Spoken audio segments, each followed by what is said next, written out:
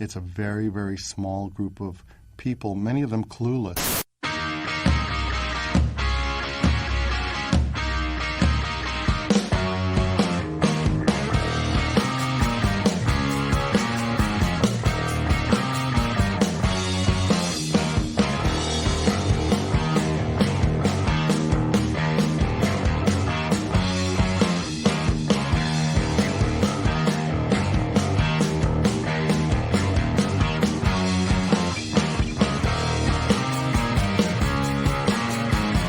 Hi everybody, it's Gene Simmons, and you're not. This is Kiss My Collectibles podcast, but you know that.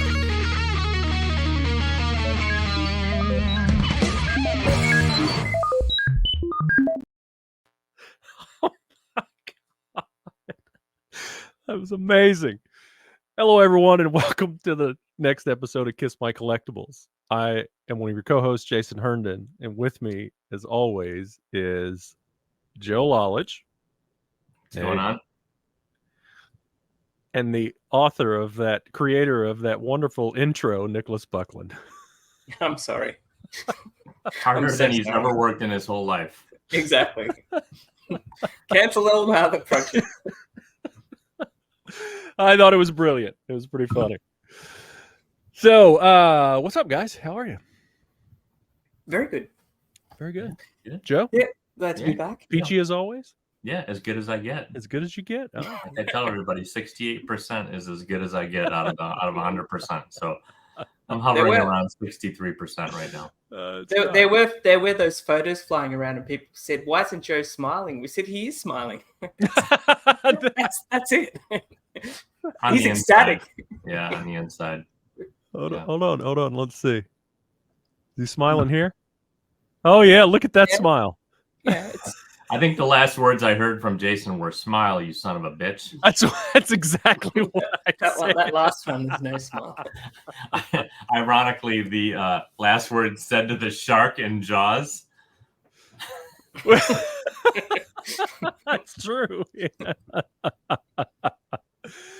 All right, so we are. Well, I guess we're a week and a half out now or so from our weekend in New York City for the last Kiss shows.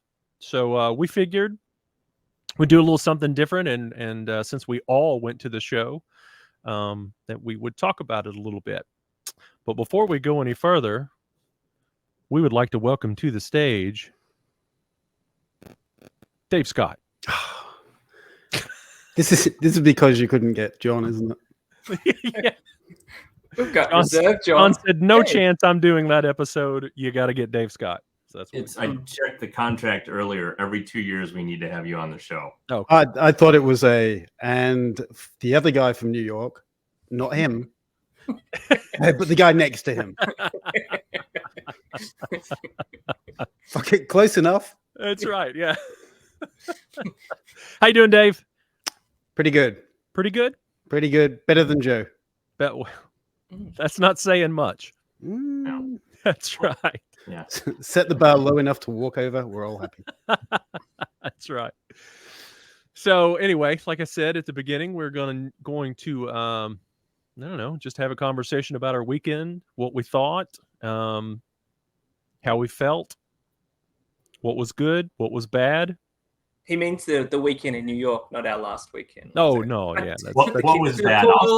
Did some shopping. What was bad? I'll start, and the whole show just be Joe. Yeah. Yeah. Put him on the screen, and we'll just take off. Being that close to Dave Scott, being that close to Nicholas Buckland, Jason's abnormal height. Yeah. Abnormal height. But I love that photo where you're stooping. Joe's stooping to match the height of Jason. Yeah. The fuck? Yeah, I'm like, wow, Joe's. I finally had my growth spurt. That's right. That's right. Nick's gonna get his soon. Yeah. After puberty. All right. So, well, before we get into, all of those shenanigans, shall we do this? I'm gonna open it. Oh, what's in the box? What's in the fucking box? There you go.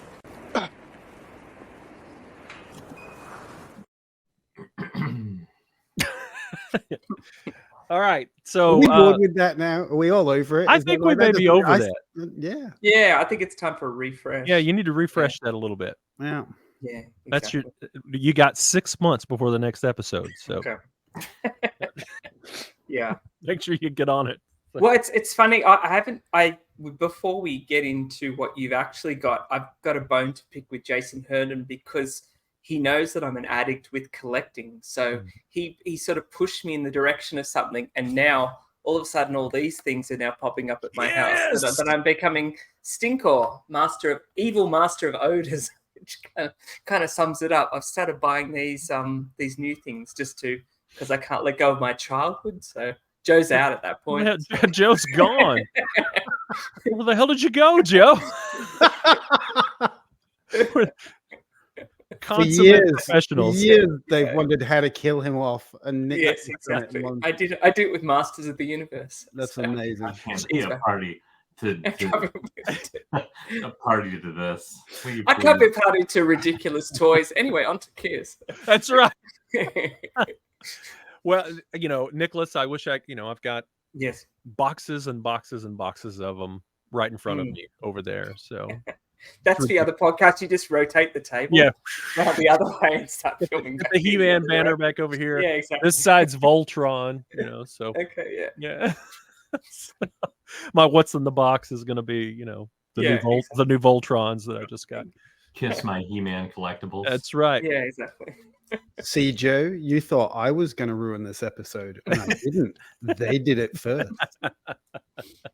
Yeah, but I always know what's coming from these knuckleheads. Hey, I didn't bring out the one called Fisto, so that would have been. Oh yeah, Fisto. Those were some sketchy names, man, back in the day. Anyway, back to Kiss. Back Yeah. to Kiss. So we didn't even ask beforehand, but Joe and Dave, do y'all have anything? Did you bring anything to show? No. Oh, there's these. I've got these 16 copies of the same poster here. I could. Oh, yeah. Oh no! I got. Oh, I'm sorry. This is the Dave Scott auction night, right? No, the thing I bought, I'm wearing. Okay. Well, I'm going to show a few things, and then we could, kind of segue into the new merch from the weekend and stuff like that, because I do have some vintage stuff and that I wanted to show. But I did get a few posters from my friend Trond over and solo me there. I'm just going to remember how to do that. How do I solo later? Just don't do Oh it. yes, there we are. Okay. Good. So I got these from my friend overseas. This is the incredibly rare double platinum Aussie promo poster. And what's one of the weird things that we notice about that one, which has been mentioned before, is that you'll notice for advertising double platinum, yet it's got both Dynasty and on Best of the Solos on it, which means it must have come out in 79 or 80. That's correct. Yeah, which is then they're still plugging the best of on that one. Yep. And then this one's not going to be as easy to show because I haven't gotten it flattened out yet. But this is a U.S. Album in-store promo poster, The Spirit of 76, also from my friend Tron. That's nice. Always one of my favorites. And I just heard that my old friend Peter Arquette sold the vertical one on eBay, and I didn't even know it was up. And I think the price that it went for, I would have probably splurged for it. But I like the vertical one. That looks good. yeah, probably never see it again. So, all right, a couple more things. I just got this in from Kiss Haven, which is Joe Odell and Keith LaRue. These, I always regretted not buying this. When they started doing the album reissues, they started doing lithographs, and this was the very first one, and I never bought it. And this is numbered number 8 out of 500. They only did 500 of them, and it has this metallic kind of. That's quite nice actually, because when they sold it online, I mean, they obviously mentioned it in the copy, but it's not until I see it that I go, "Oh, that's actually really, really That's nice." right. I didn't actually. It just looked like a flat destroyer picture, so I thought, "Oh, there's not much point in that." That's right. So, and that's exactly what I thought too, Nicholas. And when as some people may or may not know, I kind of work on the Peter Criss team, and basically my job is to take the stuff from Peter after he signs it and puts it on the drawing table. And these would come through the line. And when I first started seeing them and seeing Peter sign them, I always regretted that I didn't get them because it's really, really cool. So I bought the one signed by Paul and Ace from Keith and Joe at Kiss Haven. Look them up, kisshaven.com, I think is their website. And so the next time I see Peter, which hopefully will be soon, I'm going to get Peter to sign it. So nice. What else? Isn't it interesting that it kind of seems like maybe Gene is the hardest autograph to get these days now? Yeah. When he kind of seemed like, he was the one that seemed maybe the easiest for a very long time. Right. Like he's going to be the toughest. Do you not think he's doing that for a reason, though? Well, let's have a small discussion about that. I don't think Gene will be the toughest going forward. The only reason why you see a lot of these Paul autographs is because Paul did a signing for Keith. Sure, and that's what I'm saying. And Gene hasn't done that, right? Gene has not done that. But I think, rumor has it that Gene may be out on the road in 2024, and he may do some of these autograph signings at some places. I've heard that from a few people who say they've heard it from reliable sources. Who knows? But yes, everybody seems to be missing Gene on all of this newer stuff right now, because really the only way you could get Gene is to, short of running into him somewhere, is to buy base. But it's funny, like there's a lot of artists who've actually started to move towards away from even doing it in general. I noticed both Anthony Kiedis he hasn't signed anything in years. Flea no longer signs, and Flea doesn't take photos. They're happy to talk to people, but they don't want to do that yet. I did see on their site for like $4,000 you can buy a lithograph with all their signatures on it. So they're keeping their signatures just to purely, because of the bootleg market, people just hand them 1,000 things to sign and they just get stuck there. So they actually refuse all. They just say, oh, no, thank you. Quite politely, I've seen it on fan videos, but they no longer do that. Yet they're happy to do a run of stuff to be sold for big money. So it's almost, we're getting into that era of purely autographs for pay now, rather than we're going to sign anything if you're not into us. Sure. So even Gene may get to the point where he goes, no, I'm not going to sign anything anymore. Well, we've kind of seen that evolution over time, right? Where it started off, oh, we'll sign anything, Kiss included, guitars, instruments, cards, whatever. And then all that stuff stopped, and then it was all, well, we'll sign it if you get the meet and greet thing and all that stuff. So it's interesting how that evolution is going. I think I saw a video not too long ago of Dave Grohl saying that he wasn't signing stuff anymore. And I saw that too. But you also create your own market, so that if fans know that any album you bring, it's going to be missing one of the band members, I no longer sign. Therefore, the $4,000 thing or whatever online is the only place you can get it. Suddenly you go, oh, wait, I can't get it anywhere else. Even if I ran into them, suddenly $4,000, maybe that's a good investment to get their autograph for these older artists who may not be around for another 20 years. It's an interesting calculus because there's so much Kiss signed merchandise out there already. I mean, it's it's flooded. So now to go, I'm not going to sign anything anymore. It's like, I mean, that well, I think out of that box. I think the proof has been, the proof in the fact that people will continually buy. I mean, I hate to, mention it or anything, but in these auction groups, Paul and especially Ace have signed so many things for certain people. And I mean, we've done Ace projects out the wazoo. We've gotten thousands of Ace autographs on product that just we've sold, and but people are still paying them. In fact, I just bought that off Kiss Haven, that litho right there, signed by Paul and Ace. And I have hundreds of Ace Frehley autographs, but I wanted that litho, and it's got Paul on it. So really the only way you're getting Paul to sign anything these days is is buying, or prior to the weekend before last, was buying guitars, and that's expensive. So pay my $300 to get a 500 piece litho with Ace and Paul's signature on it. I wonder if there will ever become a time where, and I hate to give more ideas out, but where these guys go, hey, I'm gonna go do a meet and greet experience, and we're gonna do it for 200 people, and we're gonna charge $3,000. You know what I mean? And actually just show up at a hotel conference center or whatever, and you're kind of manufacturing meet and greets now that you're not doing them on tour. You know what I mean? Sure. Come to LA, come to Las Vegas, come to Atlanta, wherever outside of touring. You know what I mean? Like, oh, we're gonna. I'm doing a. It's almost like a book tour kind of a thing. Gene already does that. He already has his pay $6,000 and come to Las Vegas and have dinner with me, and I'll sign some items, and we'll hang out for the day. Yeah. He just did the Electric Lady Studios thing where you paid $6,000 and you got to go spend the day with him at Electric Lady, record a song, hang out, talk, and he signed your stuff.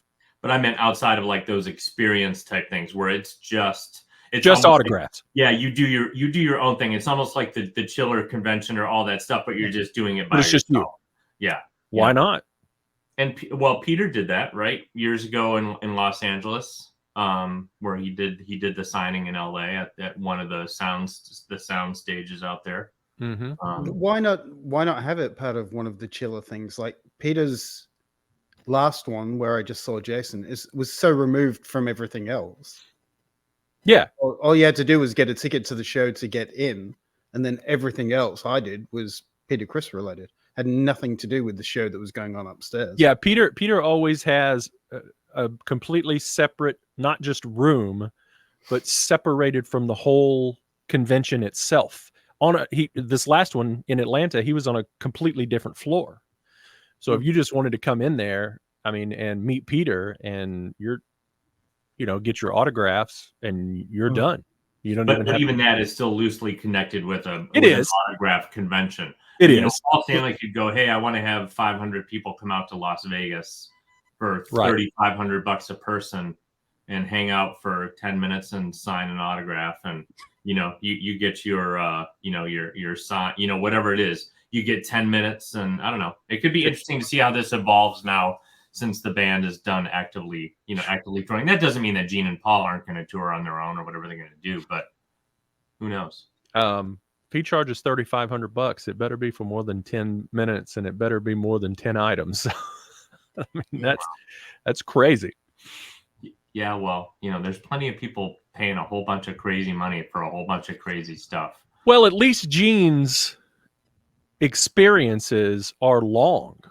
It's not 10 minutes. It's the whole entire day and evening many times. You get 5, 6, 8 hours with him sometimes, depending on what you're doing. Dinner and hanging out and signing and talking and telling stories and all that stuff. Spending a couple hours recording a song with him, and that was $6,000. Still a lot of money, but more than 10 minutes and a couple of autographs. So it's interesting because I wonder, we've had this conversation before. We don't have anything in common with these guys. So spending a whole day with them is, I'd be kind of curious as to what that's like, because you're not going to become friends. You've gone there to get stuff signed. Right. And yeah, I'd be curious as to what people get out of it, because I look at Joe and go, I see Joe at an 8-day thing, an 8-hour day. After 15 minutes, he's got his 10 things signed. He's done. Joe's the only one leaving. Yeah.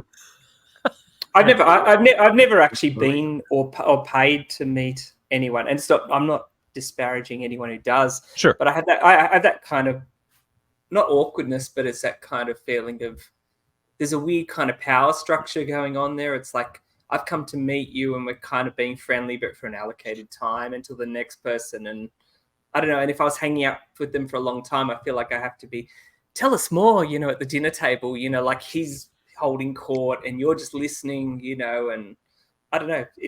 It's an odd situation. It's not like a realistic, I think the only meet and greet I've really ever been to is I did Van Halen I briefly did them in Sydney. Sorry, I will tell a lie. I did that one, but that was a free event. But I went and met John, who's our friend. But I've never actually paid for a meet and greet, so I'm not sure how quickly they wheel you in, how quickly they get you out of there. It's pretty quick, like the stuff we do, like what Dave just did with Peter, and kind of handling that whole situation there. I mean, he usually tries to strike up some sort of conversation with him, and Gigi tries to make it to where you're not worrying about fumbling over your stuff, which is what happens a lot of times when you're getting autographs. You're so nervous and you want to make sure that everything is signed properly. But, she takes that stuff and she figures out the markers and slides it in front of him, and I take it away from him. So you can say, hey, when's your new album coming out? And he'll take a couple of minutes and tell you about his new album, or, whatever the case may be. It's different for everybody, I guess. But I was thinking the other day, like my guitar god is John Frusciante. Now, if I met him, I kind of go, what would I say? Like, other than he doesn't know me, I don't know him other than I love your guitar playing, and he'd say thanks. I go, yep. I love your music. He'd say thanks. Yep. And he'd sign something, but I'm not going to get into a conversation with the guy. Lots of people do. Yeah, I don't know. Maybe that's just me. I feel weird. I go, I idolize you, but I don't know what I would say in a conversation to the person that I think is my favorite guitar player. A lot of people will tell. Thanks, thank you. Yeah, a lot of people will tell how they first discovered you, or the band, or what you've meant to them, or something like that, and and it's a lot of thank you. I really appreciate that kind of stuff. But you're right. It's awkward. It's awkward. I remember the time where your teeth fell out? No. I started off by bad-mouthing Joe Lalich, and Peter just kind of took off, and we were talking about, all kinds of horrible things for about half an hour. We bonded. There are some universal constants, aren't there? Yes. Yeah. I need something to talk about. It's the weather. Yeah. How much you hate Joe. And he was like, fuck, let me tell you. And then we were just there for ages. Oh, you have no idea.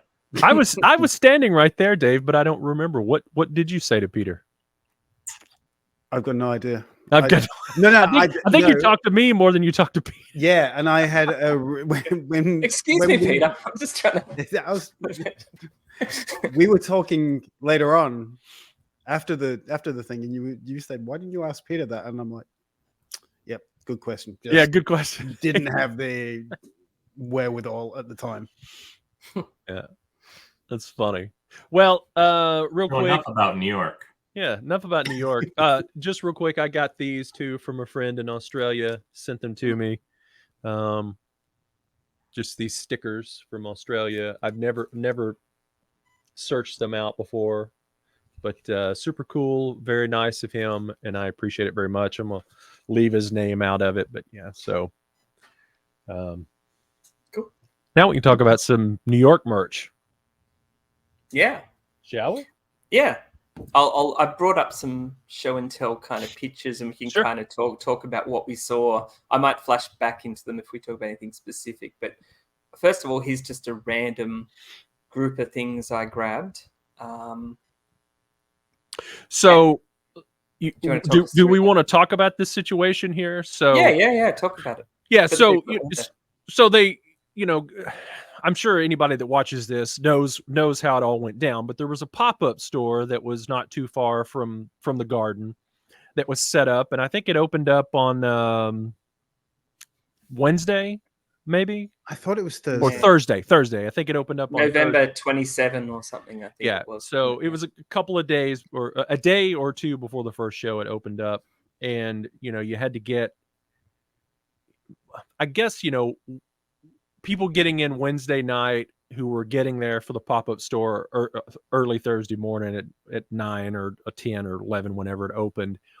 There wasn't as many Kiss fans in the city by that point in time. I didn't get in until Thursday evening, and but they had a lot of this limited merchandise. Throw that stuff back up there again, Nicholas.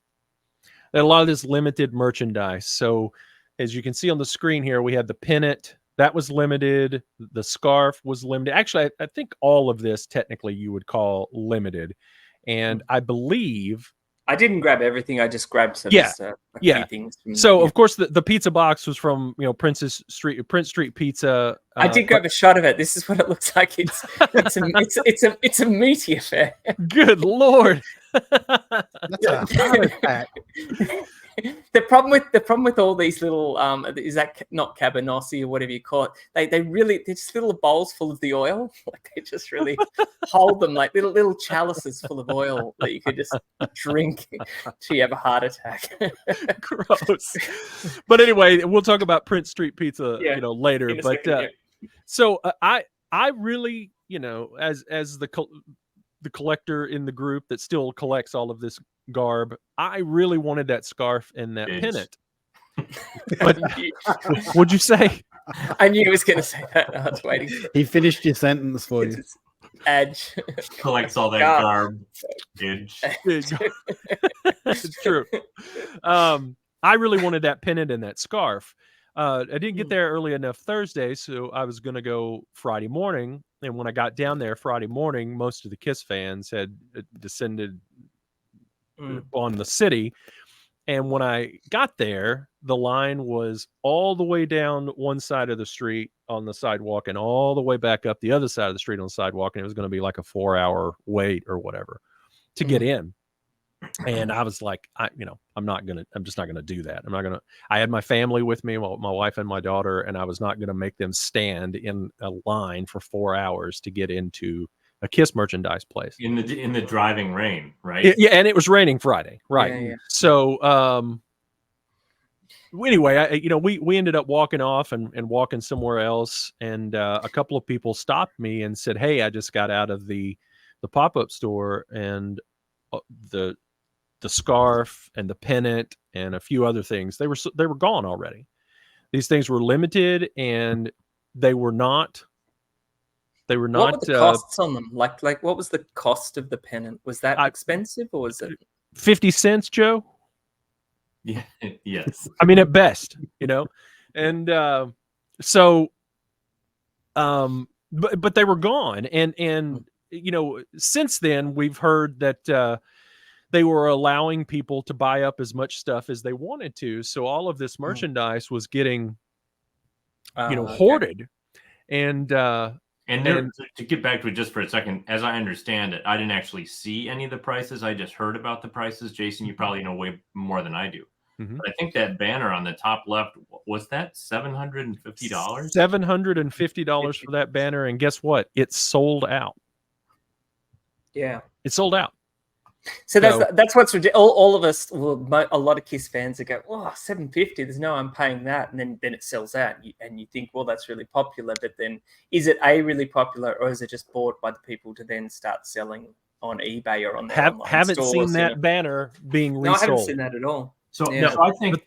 Go ahead, Jason. I was just going to say, but the pennant and the scarf, and then I don't even want to talk about. We'll get to the tour books. And the lithographs and stuff, which has been a nightmare. But can we please talk about the gold tickets too, please? Oh yeah, yeah. Don't worry. Don't worry. I'm dying to hear Jason's take because I haven't seen enough of it online yet. I just so anyway, it was just sad to me because I think those things should have been limited to a couple per person. And if you wanted to go out and wait in the line again for 4 more hours, if you wanted to buy 2 more, whatever, but not buy box loads of them and not have any. But by the time we got to, and this isn't just for the pop-up store merchandise too. This is also, the merchandise stands with the tour books. When you got to night 2, which was the last, the last KISS show ever, they had to limit the tour books to 1 or 2 per person, and they were sold out before the show was even over. There should have been more than enough tour books for people. And there were. And there should, right. And the lithographs. Now the numbered ones, there was only 1,000 each, so I can understand them going quickly. But then you see people selling them that have 10 of them or 15 of them or something like that. And so they didn't limit the purchase of the lithographs. Lithographs, they only made 1,000 each. It should have been one per person. But they also put them on sale before the show. That's right. So it opened at whatever time they opened, like whether it was 4 o'clock, 2 o'clock, whatever. And then they closed the doors at 6:30, cleared everybody out, and then reopened the doors at 7 for the audience to go in. When they did that, that's when the limited edition stuff should have been on sale. Because then it's people with tickets. Right. Yeah. I agree with you. You didn't need a ticket to go to the advanced sales. Yeah. Now, of course, obviously, Kiss doesn't care about this. They just want to sell the product out, and that's any artist. I'm not blaming Kiss, for that. But some of this stuff should have been thought out a little bit more. So at least you guys, you're having to train an awful lot of people who are at all these different booths who maybe are, first time. I mean, who knows how much experience they have at these booths? And you're like, hey, one per person, and then these people come storming in, and they're like, "Yeah, I want 9," and then they're like, "What? Right, whatever." And I get it. It just becomes, I get it's the age old thing. It kind of feels. I don't want to call it sour grapes necessarily, but I will say that it feels like those people who got it are super happy with the way they're worked out, and the people who didn't get it are super unhappy with the way it worked out. And this is kind of the way it always happens, right? Like look at the limited edition vinyl that they sell on the site or anything limited. I mean, it just goes up and it gets sold out and that's it. Nope. It's always limited. Oh, well, that's what I'm saying. Yeah, it's limited and it goes in seconds. But there are people it's limited to the amount that a person can buy. Oh, limited. Yeah, but again, but Joe means that people still miss out on it. Of course. What he means. But look. If they would have limited them to these items to a couple a person, and then they sold out, I mean, that's just the way it is. But when people were seeing people walking away with boxes of tour books, that's a different story, man. That's a whole different story. And it wasn't that these people, these people came back and just resold this stuff for astronomical prices. Which, look, I'm a capitalist. I believe in it. Hey, what is that? That's the tour book. Oh, that is the tour book, isn't it? Yeah. That was sent to me by Tom, so that's obviously the flat version without all shiny and stuff like that. But that's the graphic. So, yeah. So here, I'll show the real one. I think the issue for me, Joe, is, and I'm just being soft about it, but there was a concerted effort by bonus streamer tinfoil in there. Yeah. There was a concerted effort by certain people to get as much limited stuff, and that was what they dedicated their time to. That's right. There always is. They went to every single. There always is, you guys. There always is. Just because this was the last one and Kiss fans descended from all over the planet doesn't make it. It's the same. It happens the same way all the time. Look at all those limited edition. We talked about it with John Humphrey. All the limited edition vinyl that was up on eBay immediately. People buy it, turn and flip, and that's Get it. This is the way this always goes. Whether it's a virtual box load or whether it's a literal box load that somebody's taking a hand cart down the street with. I mean, I think part of the interesting thing to me is the calculus of opening up this pop-up shop for only the last 2 dates is very interesting because, obviously Metallica's on tour now and they're doing a pop-up shop that exists on whatever the day prior and maybe the day after or the day of the last show, whatever it is, but it's on every stop. And Kiss could have been selling limited edition merchandise at every stop and could have been selling this stuff throughout the whole entire tour. It's interesting to me that, it was only 1 date and, the stuff was so limited. I don't know. It seemed like a marketing miscalculation to me in a lot of ways that you could have sold a lot more of this stuff. Who do you think pays for the pop-up stop? The pop-up shop, it's a hard thing to say. would Kiss be financing the pop-up shop itself, or would that be Epic Rights? Like in terms I would assume it would be Epic Rights. Because Metallica, they keep everything in house. So I'm assuming they may be paying for staff and for venue, like because to get that New York pop-up shop, you'd have to hire that place and pay rent in Manhattan for a couple of days. So I'm just saying, like on every Kiss or even Epic Rights may go, will we make our money back staffing this thing in, I don't know, somewhere that's not as big as New York? I don't know. Yeah, and I think part of the miscalculation too is how much of this stuff we've never done a pop-up shop before, so let's do it on the last 2 dates of their entire careers, right? And we don't know how much stuff to do. We do 75,000 pennants at $750, or do we do 150 of them? Like we would have no idea that it. I mean, I was surprised at the crush of people who were trying to buy things, and yeah, it was interesting. Yeah, I had a discussion with a friend who was upset that a friend I would say on the inside who not upset but couldn't understand why there just wasn't more of these limited items made. Why are we stopping at 1,000 of anything when there's going to be 30,000 people in the city going to these shows, or 20,000, how many ever, it's 2 shows, it could have been mostly the same people at both shows, but why do you stop at 1,000? Why do you make a coin at the pop-up shop that you only make 500 of? Yeah, how many other of those lithographs that you've got there? Do what? That lithograph that you showed us. How many did they make? Was it 1,000? That was that litho. Oh, this? Yeah, the sign thing. How many is that of? Well, this is 500, and I understand, so that's the same nature of limited, isn't it?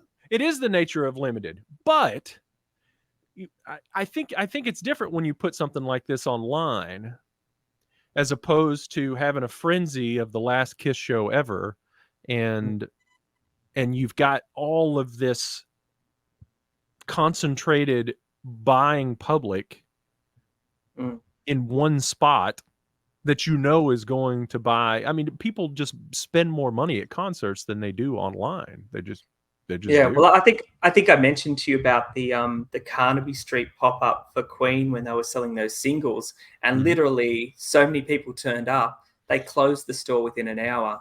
Yeah. And that was it. It was closed now. But how many did they sell? How many did they have? I'm not sure how many of those singles there were. Both Dave and myself tried to I think we told the story where we put them in our cart. By the time we went to pay, it said this item's not available. And I think I tried to pay within 10 seconds. So the entire run was sold out within 10 seconds. I tried to get the Roger Taylor one. And like it was pandemonium. And my friend Gary was telling me it was just insane. They let about 4 or 5 people into the store at a time. And then everyone just raided everything and it was gone. So it's that frenzy created around a store kind of thing and a line kind of thing. This one at least seemed open for a while, didn't it? Even when there was nothing left. Yeah, but I don't know. There was so much. I mean, we can call it missed opportunity. What was the highest number you saw on those tickets, Jason? What's the number you? They made 10,000 of those. And how many people were in the arena on the last night? 18,000 people. So what the fuck is this? What are you doing there? You're basically just chumming the water. Well, the last information I heard about these golden tickets was that they did 10,000 and they were supposed to give out 5,000 on night 1 and 5,000 on night 2, and it was supposed to be totally random. That's what I've heard. So how do you make that a smooth situation? I think you give everybody those wristbands that light up, and then you light up 5,000 of them randomly, and you say, if your wristband is lit right now, come to the merch booth. Yeah, what could go wrong? You don't know why. You don't know why. No, but you don't know why. If your wristband is lit, come to the merch booth. What could go wrong? It couldn't go any more wrong than what they did. We're all collectors, and this is just Jason. I think you saw the physical manifestation of what happens every single time Kiss puts something limited online. You're just able to sit in your Barca lounger and bang out a colored piece of vinyl and go, hey, I got one. Well, I do actually have friends who are. I do actually have friends who worked for Madison Square Garden. They actually had some CCTV footage of people who actually got their ticket. And this was it. I've got a golden ticket. I've got a golden chance to make my way. And with a golden ticket, it's a golden day.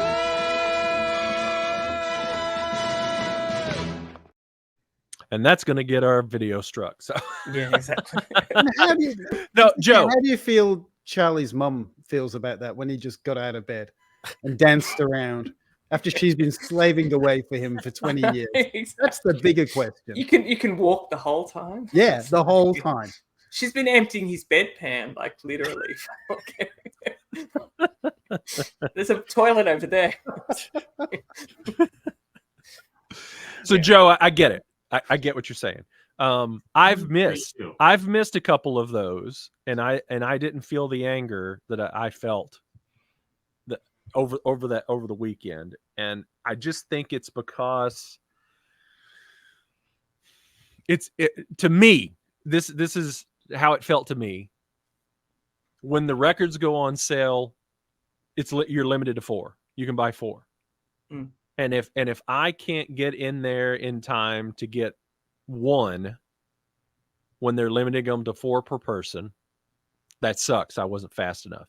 But then somebody invariably says, why didn't they limit it to 3? Why didn't they limit it to 2? Why didn't they limit it to 1? I get it. But the biggest issue to me was that they didn't limit anything to anybody of the limited stuff. It was like you can buy whatever the hell you want. But do you think with the ticket, I think the big problem with the golden ticket was it wasn't fully explained. Well, no. First of all, it wasn't explained it was coming. And then the next day, the reaction was, I think people thought in their mind, the golden ticket is for 1 for every person. Yes. That's initially what everyone got. Like, I didn't get mine. There are obviously boxes that have now disappeared. Like everyone, it was like a souvenir. Everyone who attended got one. But now we kind of find out it is actually more like a Willy Wonka and the Chocolate Factory, where you could have just randomly got it. But none of this was explained. And it still technically isn't explained by anyone from the band. Yeah, it is. Kiss released a statement. Finally, yes. Okay, Kiss released a statement, and Madison Square Garden released a statement. Oh, okay. Yeah. So, were they forced to release a statement because of what happened? I have no idea, but they both released. I don't know if they released statements or if they had a prefabricated answer when people were emailing in, and basically the Kiss one just said, we're sorry that you didn't get a golden ticket. These were always, supposed to be limited, and not everyone was going to get one. We hope you enjoyed the weekend. Sorry for this inconvenience. How distasteful to me from a fan. It's so fucking distasteful from a fan base. Holy shit. This band goes out and makes 10,000 gold-plated tickets to be able to give away as a handout, as a lucky handout for people. Mm-hmm. And they have to be emailing people, even if it's an automated email. Oh, I'm sorry you didn't get your golden ticket. It's there. I mean, how it's awesome that the band did that. I think it's awesome. But now person 10,001 goes, fuck those guys. I didn't get my gold ticket. Well, now hang on, Joe. Listen, hold on though. He's starting to sound like a former host. This all has hold on. No, seriously. When I made my post on Facebook, which by the way has been long gone now, but when I made that initial post, everyone was under the impression that everyone was supposed to get one, and we knew the stories of what was happening. Some people were coming out of this exit, and there was nothing there, and some people were coming out of the main exit. And hold on, Joe, quit shaking your head. Let me explain. And some people random, but nobody knew that, Joe. Nobody knew that. The thing. If you go into this going, hey, there's only 10,000 of these things. We didn't know that. I'm saying if. Okay. I just said if they knew that. there would have been a riot. Where are the golden tickets? People running around like maniacs inside Madison Square Garden. I get it.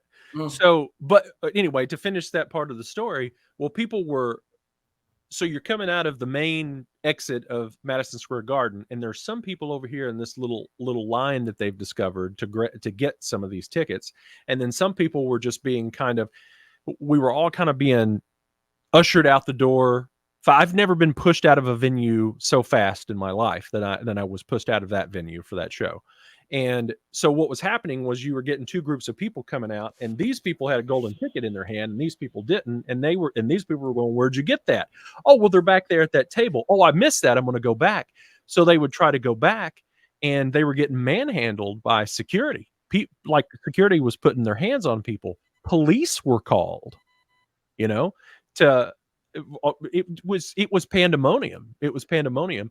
And I think it was because nothing was explained. You can't just throw that out. I don't think you can just throw that out in the middle of 18,000 people and say good luck. And it wasn't a scrum in the middle of the arena, man. There just happened to be random boxes around certain exits, and people who were lucky enough to find the box and get the thing were able to walk out with a ticket. And but they were also able to walk out with 8 of them. And that's right. That's what was also fucking people off. 8 of them and 10 of them. And again, you have an untrained staff, and you have a box sitting here, right? And look at the people who are just trying to get back into the arena. Right. These poor people who are trying to hand out. Jason, if you were standing there handing out one, and you're like, no, one at a time, and 50 people come up, you're like, well, that's that box is gone. Right. So how are you supposed to police that? I don't know. I don't know. It's a good question. How are you? So what would have been the best thing to do here? I mean, unless the only other thing would have been, which you couldn't do with Madison Square Gardens, but the old reach underneath your seat to grab one. But then as soon as people found out that people were like, that turned into a clusterfuck too. I didn't get one until halfway through the thing. Andrew, someone had found one and gave one to me because mine wasn't on my seat. Mine was gone. Obviously, the people behind me pinched it. That's the thing, right? If one person goes, "Hey, I got a block of gold under my seat," now you're going to have people climbing over seats and people. I don't know, man. Yeah. What would have been? I'm curious, Joe. What would have been the best solution? I kind of feel like the way that they did, given what they were attempting to do, is make it a random surprise for people. Probably the way that they did it was the best way you can. But fans become so maniacal that they go, "Hey, I want 8 of them instead of 1." Right. And Lord knows, Jason, you might have grabbed 2 if there was a box sitting there. You might have grabbed 4. Who knows? I would have grabbed 3 for sure. 1 for each ticket that I bought. Yeah. I'm putting you backstage soon. It's weird. It seems like sour grapes to me, and there's always the rebound of, "Oh, they should have done it this way because I didn't get one," and that's what it sounds like to me.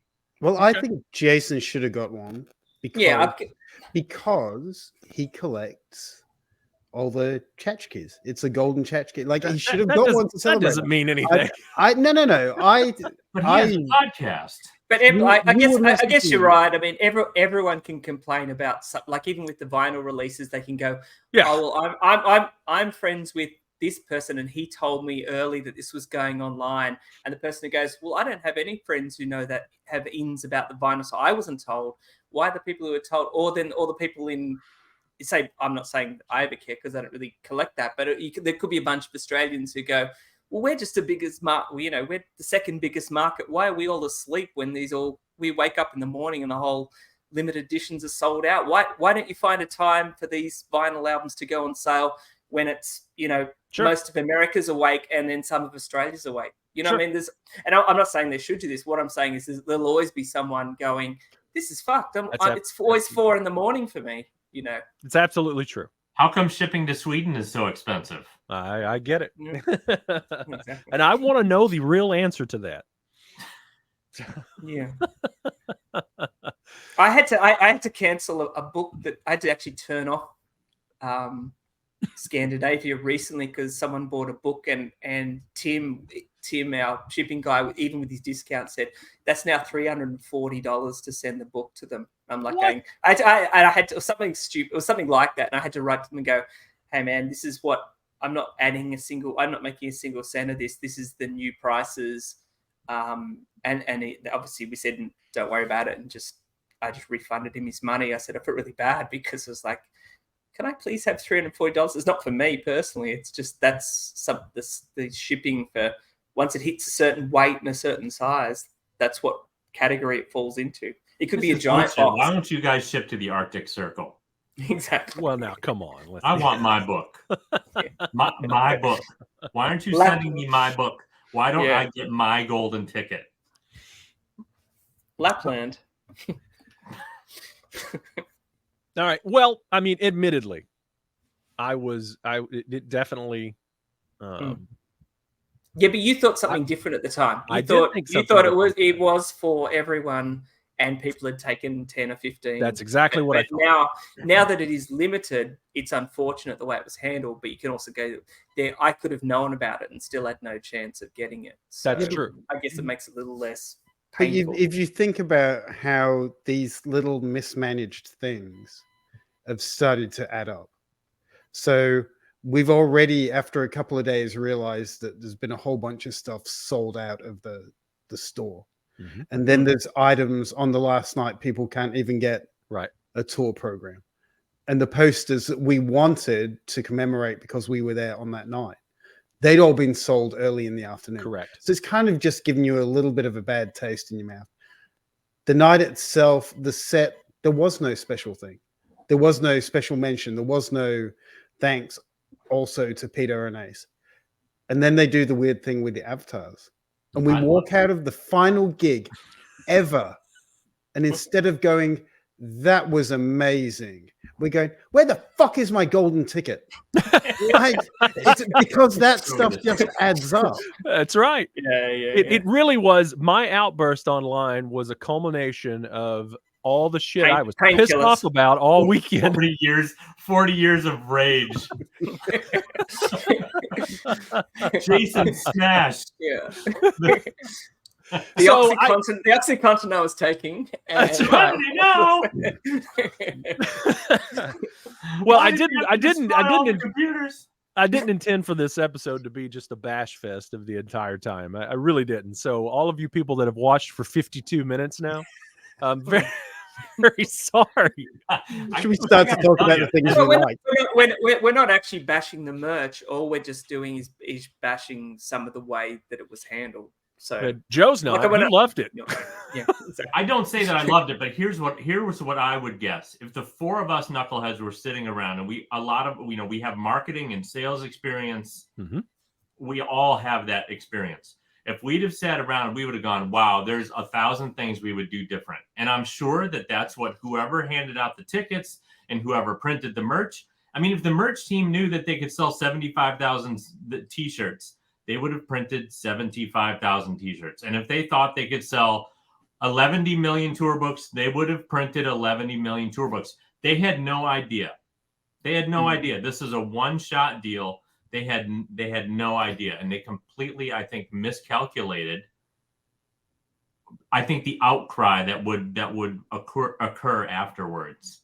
And man, it just bums me out as a longtime fan of this band, as we all are, that everybody's that the taste that's left in everybody's mouth is because they didn't get the thing that they wanted. And it just seems so weird and entitled to me.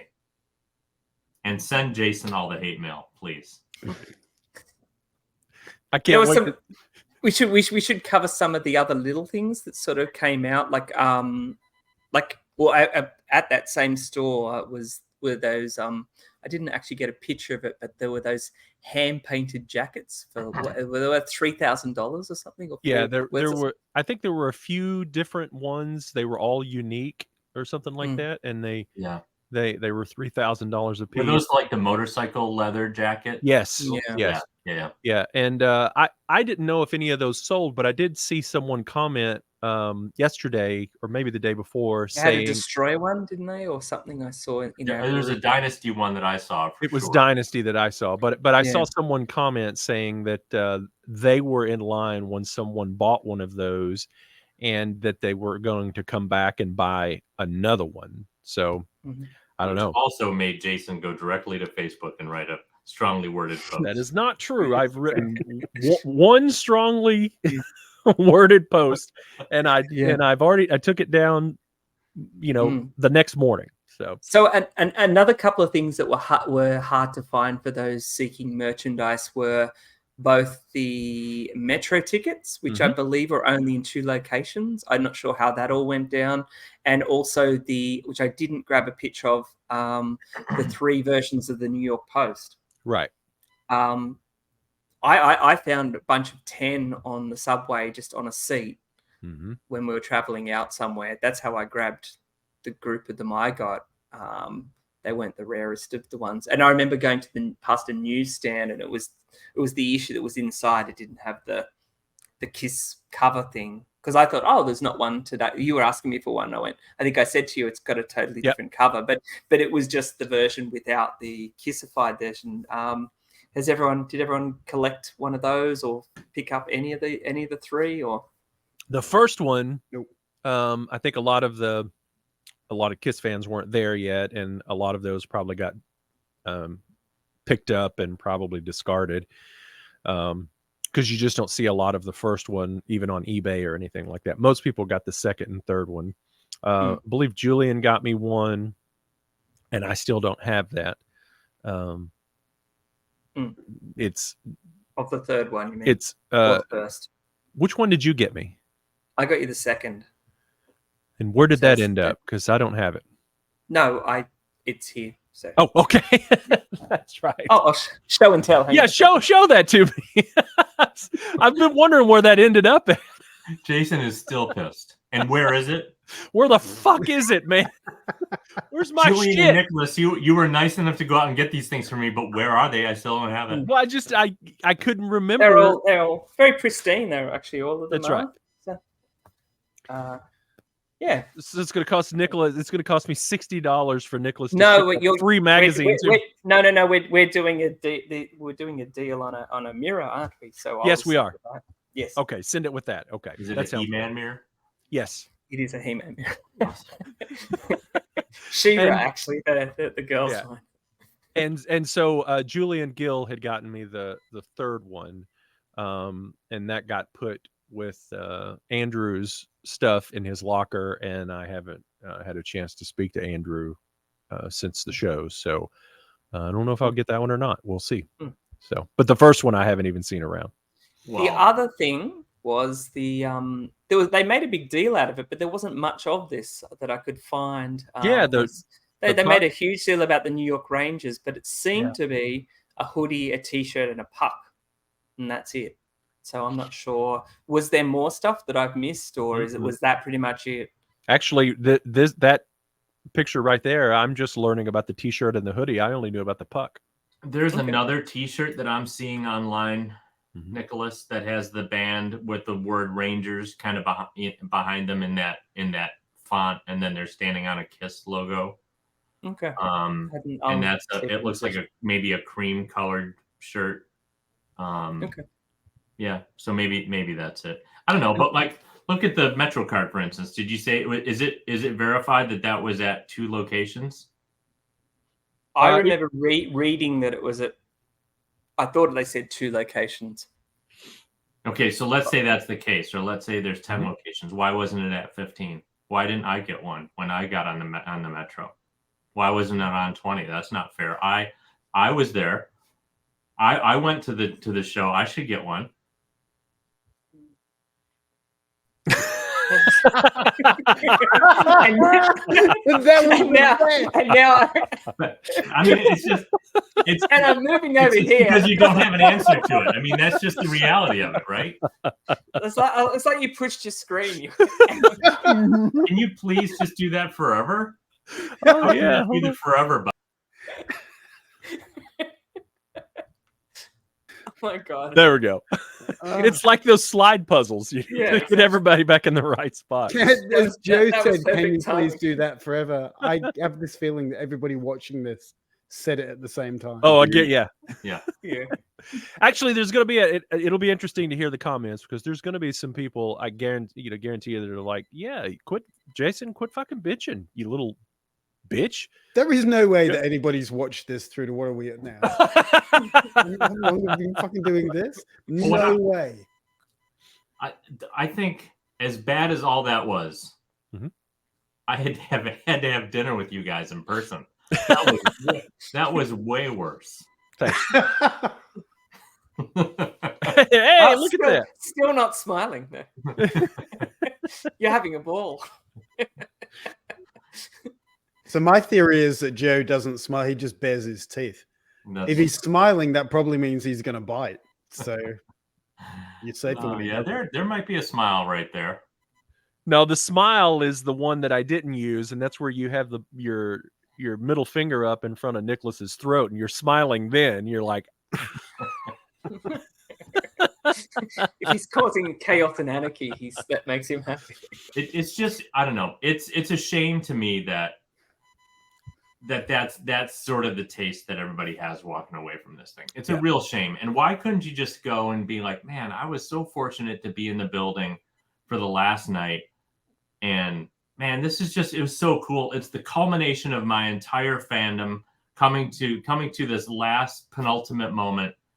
And everybody's like, where's my little light up tchotchke bullshit wristband? Okay, so maybe because we're amongst friends and Joe, because it's that shared experience, we are able to bitch about this. When I've spoken to anybody from outside of this little sewing circle that knew that I'd traveled to New York for this final gig and blah, blah, blah, blah, blah, blah, it's been nothing but good stuff to them. Oh, of course. I haven't launched, nobody went, so how was the weekend in New York? I haven't started with, well, there was a golden ticket. There was a lithograph. There was this guy called Joe. There was like, I didn't just start reeling off the shit I didn't like. But I think it's because we're in a safe space. Yes, it's like minds, and then Joe, having a discussion. I've got to be able to air my grievances to somebody, and God knows my wife sure doesn't care. Not it. Notice I didn't send you any text about it. It was me and Dave, and a little bit to Nicholas, and then a few other people. Not you, Joe. Yeah. I didn't even bother you. And furthermore, I knew you were rolling your eyes at me the entire time. You just have to take on the line that Jerry Seinfeld uses, that our houses are nothing but trash processing centers. That's true. We bring them in and we get tired of it, and out it goes. It's all at the end. At some point, it's all a trash processing center. So somebody's going to look at that golden ticket and go, Jesus Christ, I got to figure. Is that the same? It's the same with kids. It's like you bring them into the house and then it's also trash processing as well. That's right. White trash processing, yeah. But so now that we're an hour in, why don't we talk about the show experience? Oh yeah, let's do it. I was just going to say one final, very, very, very fast thing for the people who think we didn't mention it was the swatches as well. Oh, the swatches, which is, I guess they're okay. I didn't get one of those. Apparently there was 4 that you could buy, and then you could make your own. Like, oh, I didn't know that. Yeah, I think you could cut, but then they get sent out to you. You couldn't actually pick them up and stuff. So and then your own graphic designer. So. And that day, the band showed up at the Swatch store and made an appearance, and they also showed up at the pop-up store and stuff too. And Empire, really cool. Empire State as well. They went to the Empire State Building, took some photos and stuff. That was really cool. They didn't I remember seeing those photos of the Empire State. I was going, either they've changed it and you're not allowed to shoot the same way, because it was kind of like they were standing behind a railing. It was kind of all. I thought they were going to recreate the photo, and it was it obviously either that vantage point doesn't exist or there's safety things in 2023. But it was kind of like, why did you bother going up? I was a bit underwhelmed by the photo, I guess. I think it was to, just to kind of commemorate the. Yeah. The but it would have been cool to at least sort of have them in that same spot. Well, I'm glad they didn't do that, because everybody I talked to were up in arms that they were going to, because the rumor I heard was that they were going to be in full makeup and they were going to go recreate that photo with Tommy and Eric. And a lot of people I talked to were like, they better not fucking do that, because that's sacrilegious. They just lit the top of the Empire State at night, didn't they? Purple, blue, green, and red. Correct. Like, even those images that we saw, that you saw, the social media images, that was just a mock-up. That was CGI mock-up. All they really did was change the lights around the top of the tower. Correct. It was neat. I mean, I thought it was really cool that Manhattan kind of that Kiss and Manhattan got to, and embraced and went. And they, for all the traveling fans, hey, this is where they took this photo, and this is where they took this one. Here's where Electric Lady is. And I thought the idea behind it, the intention behind it, was really, really good. It made the final gig a thing. It made it a proper celebration. Right. But I think that there comes down to us, that we've got to also bring a part to it, because they were only bringing the same set. So, but I mean, when you think about it, that is cool. Like you think a band, like, it's not Taylor Swift or anything. So you go, for them to light up the Empire State Building, and then also just even with these to have 3 days worth of Kiss on the cover. I thought, like, we're sort of talking about all the things we didn't like. I thought that's pretty amazing for them to do New York Post 3 days in a row. Fucking loved that. It's like a takeover of, like, it is. It wasn't just here's just one copy. So I thought there were some good elements to what was done.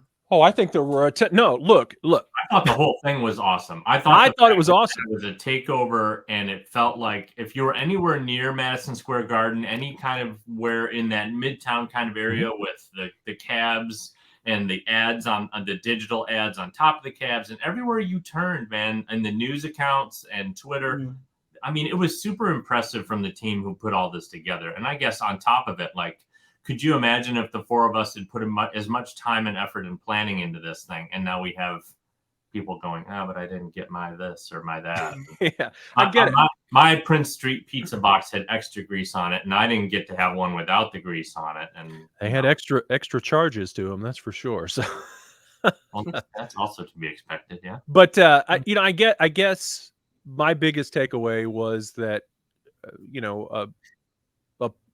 I loved all the stuff, and I loved the shows. I thought the shows were great. I didn't expect anything to be different in the show at all, other than one minor thing that I'll touch on in a minute.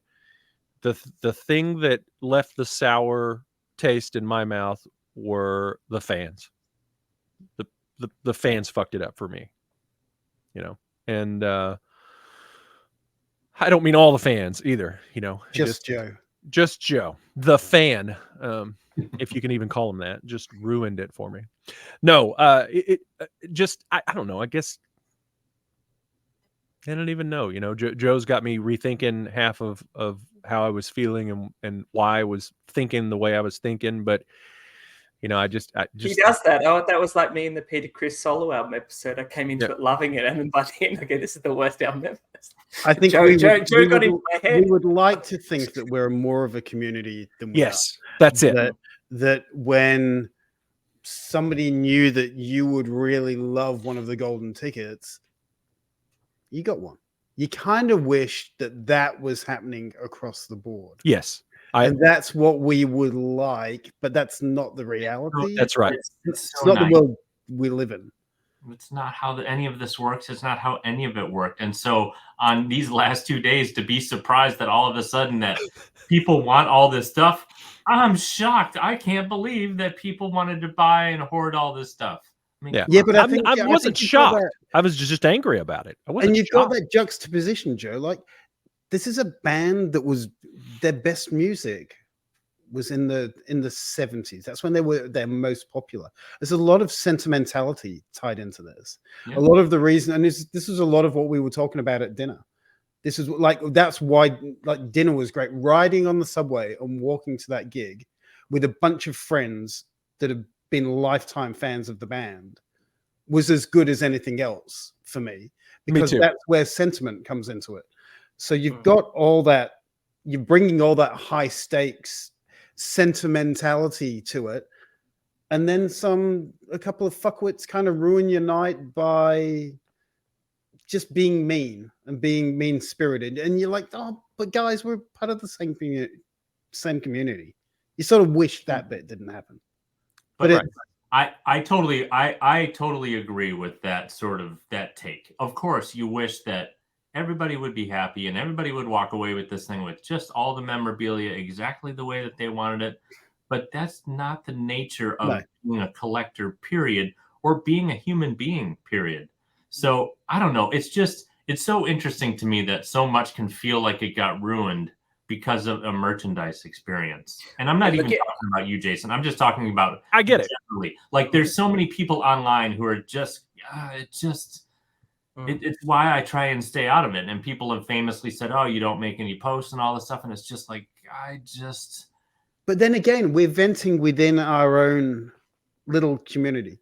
Oh, I'm not saying that venting isn't even, that it's not maybe even warranted, but it's just interesting to me. Just the human aspect of it is interesting to me, I guess. But I mean, nothing that happened at this doesn't happen everywhere else. So everywhere you get it at the moment, anything that's released is bought by a bunch of people, and it ends up on eBay or somewhere, within an hour. So unfortunately, like, while it did have that feeling of Kiss fans are greedy and took more than what they needed, I guess in the grand scheme of a global digital market that you can buy things at all time, they didn't do anything different to what everyone does now. Anything that's limited goes bang up online, straight away. I get it. Your days, I mean, Jason, you know better than anybody.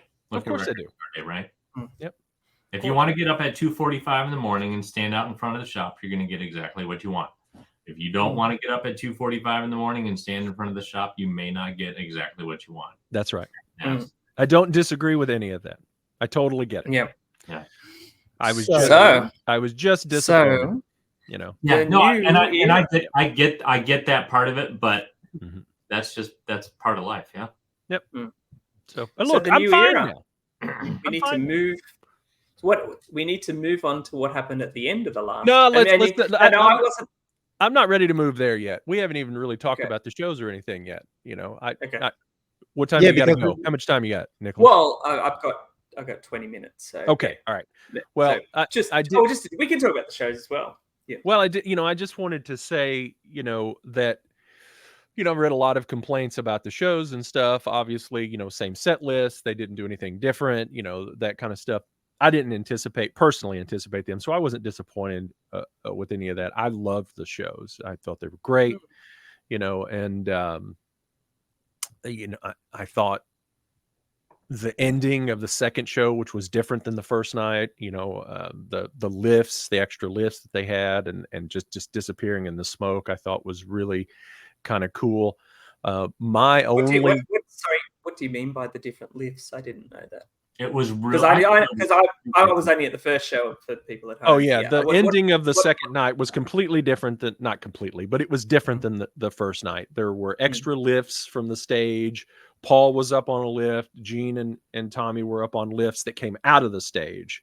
I see. As opposed to the cranes. They went on the cranes, but when they were ending the show, when Paul was breaking the guitar, it was all up on lifts, and there was all of this extra smoke, white smoke and stuff, and they just kind of disappeared. You didn't see them. I mean, it was. I thought, and Paul said, "We'll see you in your dreams," and I thought that was so cool with all the smoke, and they just disappeared. They didn't do the bow or any of that stuff. It almost gave you that feeling of, was any of this real? Like it was so cool and larger than life. I thought it was absolutely the perfect note to end on. Yeah. And Paul broke a flying V, which he never does. It's pretty interesting. The only thing, my only takeaway, I thought the first night was perfect. The only thing with the second night was I wish not even 2 minutes there would have been a little bit more personal touch to it. I wish Paul and or Gene would have at some point during the show, it didn't have to be at the end, just at some point during the show would have, said thank you to Ace and Peter and Eric and Mark and Vinny and Bill, Sean Delaney. They didn't even thank Doc McGee. They didn't thank their families. Do you think do you think what would have been perfect had they not had the avatars thing in place during God Gave Rock and Roll to You played? And in the original God Gave Rock and Roll to You clip where they have that middle bit and it's all the clips from all the years, it would have been great if it suddenly just had a big video screen. The band were out there doing an extra wave, possibly at the end, and bowing, and you just had basically this massive montage of "To God Gave Rock and Roll to You" of all the years. Like, even if they didn't say anything vocally, well, it just would have been a visual feast of, oh my God, what a fucking amazing career from this band.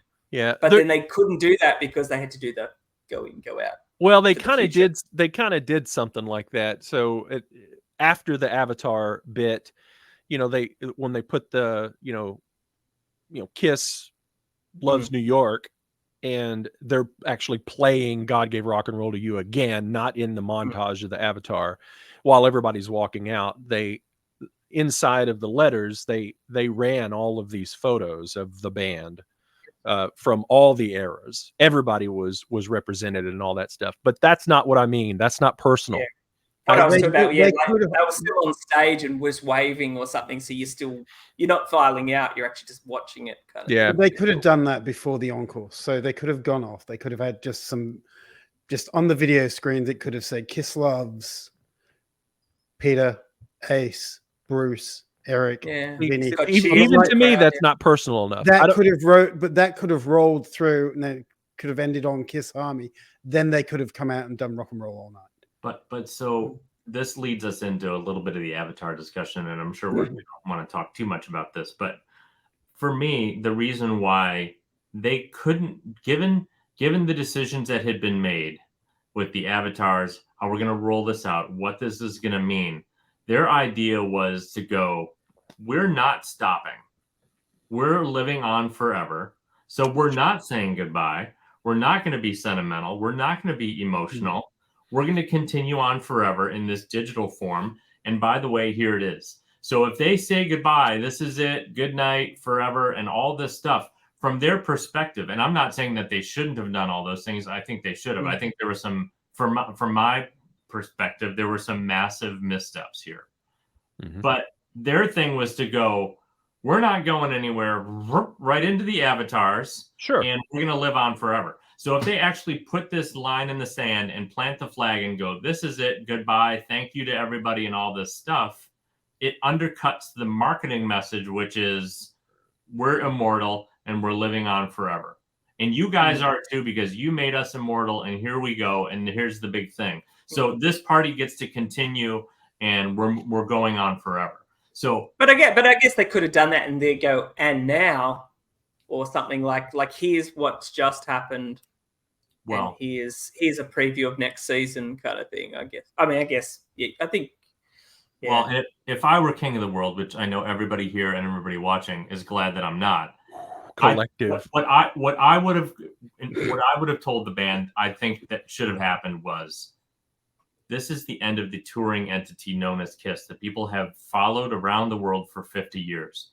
Be sentimental, be emotional, say thank you to everybody, include everybody, be as inclusive as possible. Make this the big emotional moment that we all want it to be, because we're losing a family member almost in a way, right? Put that line in the sand, plant the flag and go, this is it. Thank you.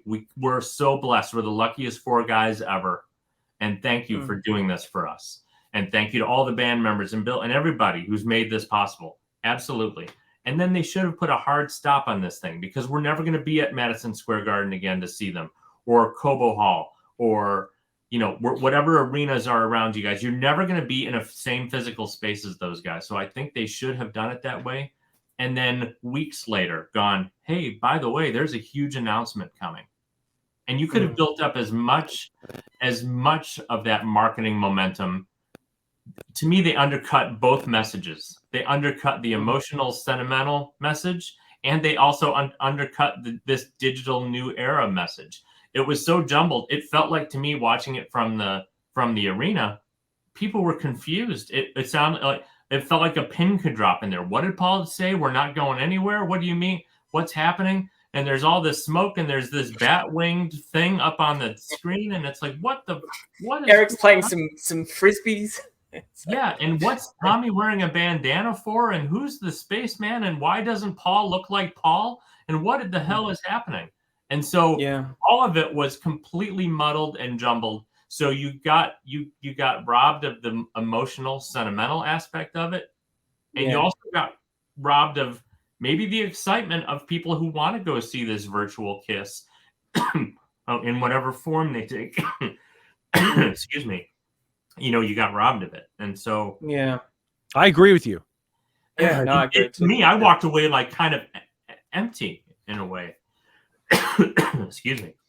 And it just felt weird to me. It felt weird. So it's almost like the Avatar. There's nothing wrong with them going ahead with it. It didn't belong at the final bit of the last concert. Kind of thing. In my opinion, anyway. I don't know how the rest of you felt, but I don't know. No, I agree with you. I think they should have launched the avatars on January 1st. Like all that needed to be was the website saying something is coming. And they could start to do all the teaser stuff. And the same negative comments would be there, whether they did it the night of the Madison Square Garden show or in January. It wouldn't matter. The same haters are still going to bag them out. So I think, and it would have whipped up a bit of conversation when there may have been none.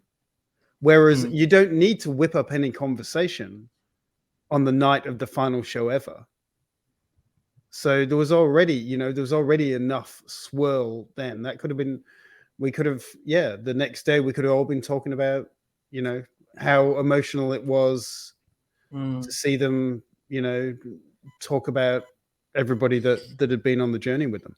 I mean, was it sort of akin to how they do in Doctor Who, where you followed a Doctor Who for like 4 or 5 years, and then there's that farewell scene, he says goodbye and he's dying, and then you think that's where they should end it, and suddenly goes poof, and it's a new actor and he's going, you get that little 30-second scene with him, and that says Doctor Who returns spring 2024. I think maybe it's that trying to go, and here's a little bit of excitement about what's coming next. I think that's probably, not saying that we're copying that, but I mean, it's that whole, and here's a little taster of next season's TV show or something like that. But I don't think it worked. Do you want my conspiracy theory? It's really badly thought out. Can't wait. It's that Universal own the rights to the ABBA show. Yeah. And Universal have the Kiss catalog.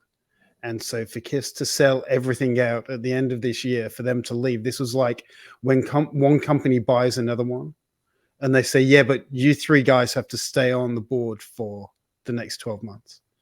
So having the announcing the avatars at the end of your final show is part of the contract.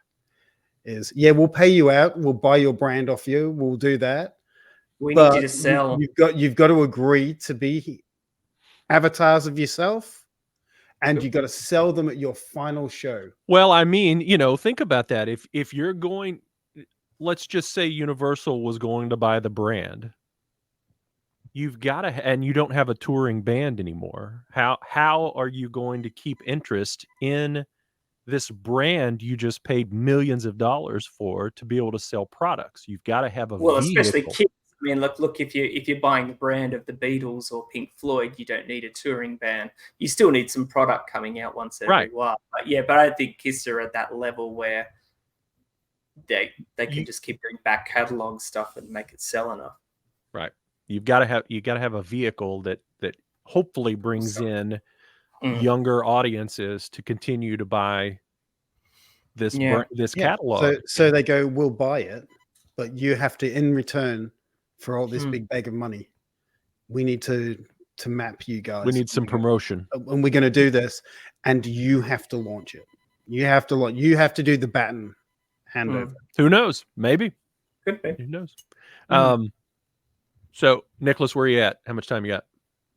10 minutes. All right. But we can't end on a really shit conspiracy theory. Is that No, I actually think there's probably some validity to it, other than the fact that you have to sell it at your last show. Paul and G would go fuck off. Could be. If they didn't want to do that, it would be like, standing up there and saying, "Hey, look at the new sock puppets that are coming out next year." Yeah, exactly. So I'm not doing that. It's so interesting. It's been hard to be a fan of this band in a lot of ways. They've been very, and I know, Jason, this is one reason why you love the band, and maybe it's one reason why we all love the band, is that they've been very copycatty their entire career since those original 3 or 4 records came out, right? Maybe a little bit longer, but that's arguable, right? But then they get into we can do disco, we can do Bon Jovi, we can do grunge, we can do this, we can do that. Right. And by the way, Taylor Swift is doing these light up wristbands, and we've never done those before. So let's bring him in and not really have him do anything at the show. And by the way, ABBA is doing this big thing in London where they actually spent hundreds of millions of dollars to build this theater that's exactly built just for that. And there's an actual, there's like a bar in there. And if you guys look on YouTube, that actually looks very impressive. Yeah. But the reason I think Dave and we talked about this. The reason why the ABBA thing works is because nobody had seen ABBA for all these years. They slim them down. They make them look young. They make the people who weren't able to see ABBA in 1976, 77, or whenever the last time they played was, in all of their costumes, be able to go back and go, oh, I never got to see them, or I did see them in 1974. I want to see the leather bat wings with the skull. And I want to see the Destroyer outfits because I never got to see those. So they're selling nostalgia. That's what they're doing. They're selling a time machine. So ABBA is 100% a time machine to all the people who didn't get to see them, but all the people who did get to see them. Yes. And unfortunately, Kiss fall into a strange place because, like I think we talked about that lunch, wouldn't it be good if you could replicate the old days and say, for all the people, let's go watch, we're now going to do the Alive concert. And now we're going to do the Creatures tour. We're going to do the Dynasty tour. And they could just even change the avatars' costumes. You could see that show on different nights of the week. That's what they should be doing.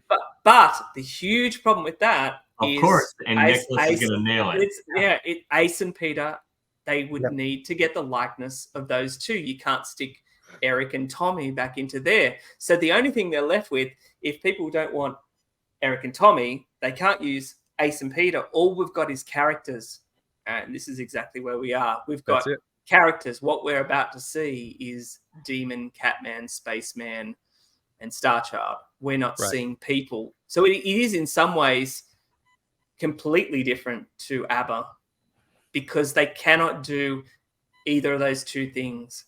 Yeah, it's true. It's true. You're caught in between because they've been trying to whitewash the names off of these guys for 30 years almost, right? When they came out with those icons, and it was the Catman and the Demon and the Starchild and the Spaceman. They were trying to create characters, and then the McFarlane stuff comes out, and it's the Demon and the Catman. But the reality is, it's Paul and Gene, and Peter and Ace, and Eric and Tommy, and all these other members. It's a band. It's not fictional. These are not fictional characters, and we all have an attachment to these guys at certain times. And they're caught between a rock and a hard place from a marketing perspective. But the other thing from a marketing perspective is the money is with us. We're the demographic that would pay to go and see the Alive show, go and see the Alive 2 show, go and see the Dynasty show. So if you can market this to 15-year-olds, to 14-year-olds, make them cool, make them fly, make them breathe fire, make them fly and throw frisbees and shit like that. But the money's not with that demographic. Yeah. So it's a really weird. Yeah, and look at and that was one of the problems that was mentioned because like you had certain people going, oh, if you said anything bad about that, you're too old, you don't understand. You go, no, I do understand. And the problem is that if you're saying it's not nostalgic and we're not selling to the current Kiss fans, are you telling me my 13-year-old kids are even going to look up from their phone from Taylor Swift in the end, it's still Kiss music. They're going to say it's old dad music. The graphics aren't that. If this isn't trending on TikTok or YouTube Shorts or Snapchat, it ain't gonna capture that generation. Maybe there are Kiss fans, and you mentioned Bella thought it was cool, but then I think she's in the world of I've come to see Kiss. My dad's a huge fan, so I've already got a bit of an emotional connection. Sure, it's nostalgia. So yeah, like a nostalgia for her. Whereas if you're saying that kids sitting at home are going to be flicking on their phones and suddenly go, I really, really want to see Kiss, and then I actually think, you know, there was that person on Kiss FAQ pointed out, they go, you're suddenly, whoever pitched this to Kiss are selling to two 7-year-olds, Paul Stanley and Gene Simmons, another however old Doc McGee is, and he said I work in computer games, this guy said, and we've been using this stop motion technique for like 30 years, and it's not actually that new. But if you sat down some 7-year-olds go, and you're going to do this, and you're going to get ABBA's money, and we're wireframing, and we're animating, and these are your avatars, and all those buzzwords to these old 7-year-olds go, wow, that sounds amazing, sign us up. But I'm kind of going, what's a 2-hour concert looking like? I'm going, okay, so I've seen a bit of, you know, the Catman plays the flying frisbees, and Gene breathes fire. I go, okay, I've seen all that. Is that graphic now being repeated for 2 hours of a concert? Like, what is actually happening? Have an actual real think about it. I'm watching a concert now. Gene breathes fire and flies up. Okay, he does that once. Is he doing that in every single song? What's he doing the rest of the time? What's Paul doing the rest of the time? The spaceman can fly around a few times, shoot lightning. Okay, I've seen that, but I'm kind of wondering, without the humans behind it, what are they actually doing? Like, am I just seeing a rotation of the same graphics and the special effects? Because Gene, eyes glowing, breathing fire, flying, is going to get old really fast if he's doing it in every song. So if he's not doing every song and he's like in concert, is he just standing there the rest of the time playing bass? Like, what am I seeing here? But what is the ABBA? So my question would be, what is happening in the ABBA one?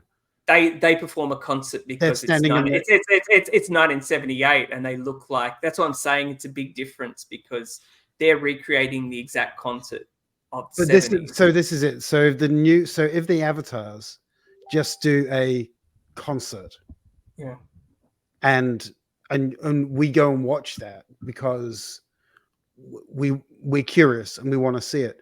People have been to 20, 30 of these shows for the end of the road shows. How many people are going to go back and watch the avatars do that more than one? Like, because they're not really there, are they? Yeah, like, exactly. Like you would if it was Creatures. You would if you were, you know, if it was Dynasty. I would, yeah, 100%. I'd go to every single one of those concert tours. Yep. I'd do 10 shows if it was a different show every night. Yep.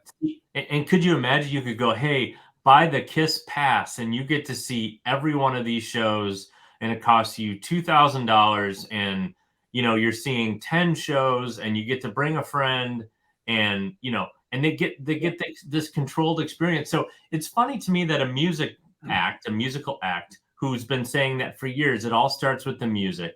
It's about the music, and the gimmicks and the makeup and all the stuff are secondary, that they fall back to a thing that's nothing but gimmicks. But as Nicholas said, it comes down to the image rights. So if they've had initial conversations with Ace, and Ace said, yeah, that's fine, I want $50 million. Conversations ended. Right. Yeah, but don't worry, these don't look like Gene and Paul either. So yeah. Here's the other thing that struck me very strange was, and I could be wrong on this, wasn't there a dateline when they were doing the motion capture? Didn't they say like November 2023 or something in that video? Am I remembering that incorrectly? I don't remember, because I think that I saw a dateline, and again, I could be horribly wrong about this. I don't know if maybe it was the interview segment or whatever, but then I thought, holy God, did they just do this a month before and put all these rubber balls on them and all these things? And this is kind of what they spit out at the last second. Like, there was no grand plan to actually unveil this thing. Like, was this only really done a month ago? Right. Because even Gene, in one of the videos in the meet and greets that I saw here recently, he asked the person, "Hey, what did you think about the avatars?" And before the guy could say it, Gene goes, "Oh, they're going to get way better." And I was like, okay. Is that because you guys only had a month? Yeah. Well, actually, they have been working on them since, and the same person who sent me the Madison Square Garden footage from before has actually sent me where the actual avatars are up to. So they've actually progressed a bit. So just have a look at this. All right! Toronto! You feel good! Yeah! All right! You know, we may be under clear blue skies, but you know, it's getting a little cool out tonight, but that ain't gonna stop us. This is for all the little girls out there. We got some girls out there tonight. We haven't played this one. And Jason, did you want to announce to everybody? I mean, I think we talked about this before, that this is the end of the road for this podcast as well. This is the end of the road for this podcast. We're going to come back as avatars. Yeah, Nicholas is gonna he's gonna program us all as avatars. Same quality as you just saw. I'm just over here going, I disagree. I hate everybody and everything. That's terrible. That's worse. Yeah. It's a shame we don't have a Canadian, because they could be like Terrence and Phillip. Kind of. Yeah. I can go get you one if you want. Yeah, go get us a Canadian. There's got to be a Canadian around there somewhere, Dave. It's probably just in that alleyway, just behind me. We didn't even talk about dinner. No, there was we all showed some kinds of shit photos. I wanted to talk about. We showed some photos. Hard stop, Joe guy. didn't smile. That's a story for another day. I wanted to tell the birthday story. Okay, you can quickly do that. That was great. That was a good laugh. We'll save it for another time. Right.